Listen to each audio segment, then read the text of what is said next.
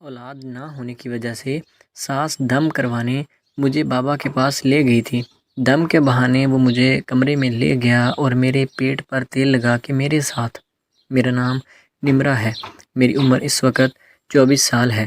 میری شادی کو 2 سال ہو چکے ہیں۔ 22 سال کی عمر میں میری شادی راشد نامی لڑکے کے ساتھ ہو گئی تھی۔ گھر والوں نے بہت دھوم دھام سے میری شادی کی تھی۔ ایسے لگتا ہی نہیں تھا کہ کسی لڑکی کی شادی ہو رہی ہے۔ گھر والوں نے ایسے خوشی منائی تھی جیسے لڑکے کی شادی ہو۔ شادی کی رات میں سجی ہوئی دلہن بنی اپنے شوہر کا انتظار کر رہی تھی۔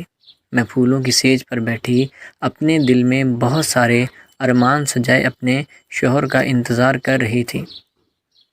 میرے شوہر دکھنے میں بہت ہی زیادہ خوبصورت، طاقتور اور کڑیل جوان تھے۔ میں اس کو دیکھتے ہی اس پر دل ہار بیٹھی تھی۔ دراصل میں نے اپنے شوہر کو شادی کی پہلی رات ہی دیکھ لیا تھا۔ میں نے جیسے ہی دیکھا تو میں خود پر کنٹرول نہیں کر پائی تھی، اور جو کام لڑکوں کو کرنا چاہیے تھا وہ میں نے خود ہی سٹارٹ کر دیا تھا۔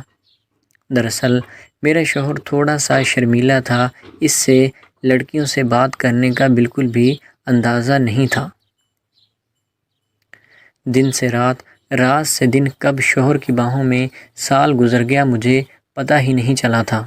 اب چونکہ ہماری فیملی میں رواج اس طرح کا ہوتا ہے کہ جب شادی کو 1 سال گزر گیا ہو تو سب عورتیں یہ پوچھنا شروع کر دیتی ہیں کہ کوئی اولاد وغیرہ ہوئی ہے یا نہیں۔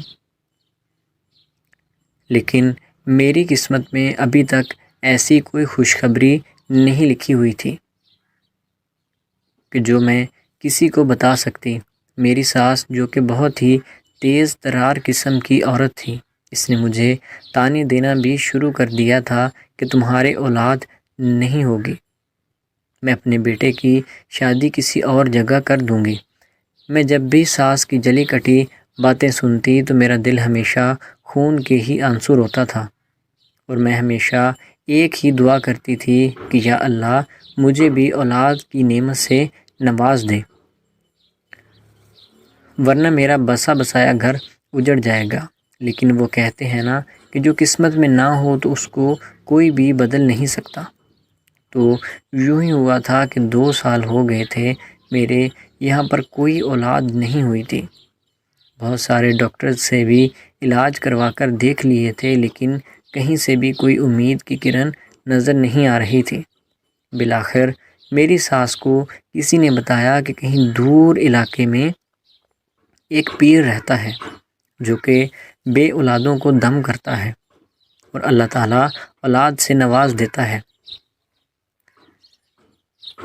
میری ساس نے جب یہ بات سنی تو اس کی تو رال ٹپکنے لگی تھی، لیکن مجھے ان چیزوں کا اندازہ تھا کہ یہ صرف فراڈی ہی ہوتے ہیں اور کچھ نہیں ہوتا۔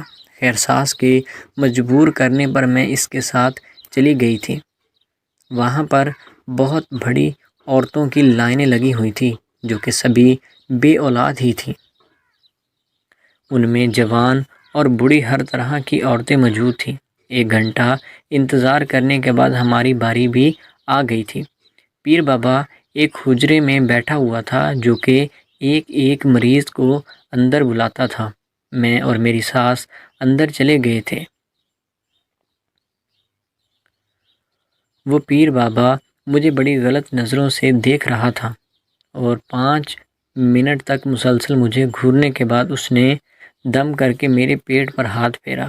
جیسے ہی اس نے ہاتھ پھیرنا شروع کیا تو اس کی آنکھوں سے ہوس صاف نظر آ رہی تھی۔ میں دیکھ کر بہت ہی زیادہ پریشان ہو گئی تھی کہ یہ ساس مجھے کس کے پاس لے آئی ہے، یہ تو ہوس کا پجاری نظر آتا ہے۔ خیر، اس نے کہا کہ ہفتے بعد دوبارہ دم کروانے آنا ہے، اور اسی طرح سے 3 دم کروانے ہوں گے۔ دوسرے دم میں بھی میں چلی گئی تھی اور اس نے مزید گہرائی کے ساتھ ہاتھ پھیرا۔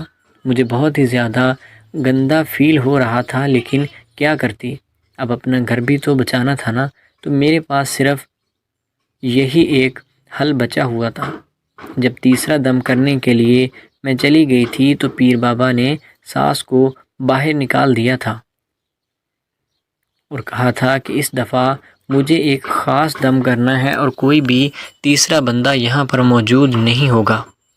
پیر بابا کی بات سنتے ہی میں تو پسینے سے شرابور ہو گئی تھی اور اندر ہی اندر ڈرنے لگ گئی تھی کہ ایسا کون سا دم ہے جو میری سانس کے سامنے نہیں ہو سکتا۔ لیکن مجبوری کے باعث سانس باہر چلی گئی تھی اور پیر نے دم کرنا شروع کر دیا تھا اور ایک تیل کی بوتل نکال لی اور میری قمیض اوپر کر کے میرے پیٹ پر تیل لگانا شروع کر دیا تھا۔ تیل ملتے ملتے مجھے نہ جانے کیا چیز سنگھائی کہ مجھے کوئی ہوش ہی نہ رہی، اور جب مجھے ہوش آیا تو میں برہنہ لیٹی ہوئی تھی اور میری عزت لٹ چکی تھی اور پیر بابا بڑی شیطانی نظروں سے مجھے بیٹھا دیکھ رہا تھا۔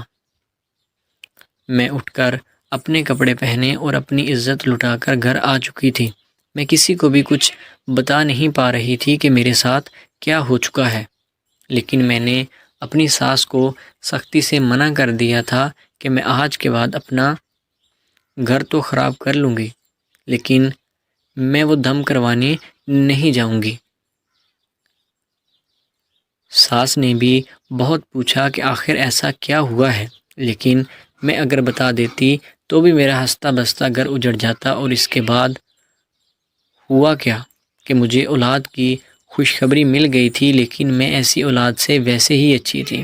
میں مر جانا چاہتی تھی، لیکن اپنے شوہر کی طرف دیکھ کر مجھے حوصلہ نہیں ہوا تھا کہ میں یہ قدم اٹھا سکوں۔ میرے پیٹ میں جو بچہ تھا مجھے اس کی بالکل بھی خوشی نہیں تھی، کیونکہ وہ بچہ میرے شوہر کا نہیں بلکہ پیر بابا کا تھا۔ تو دوستو، آپ کو آج کی کہانی کیسی لگی؟ امید ہے کہ ویڈیو اچھی لگی ہوگی۔ اگر ویڈیو پسند آئی تو ہمارے چینل کو سبسکرائب کریں۔ ملتے ہیں اگلی ویڈیو میں، تب تک کے لیے اللہ حافظ۔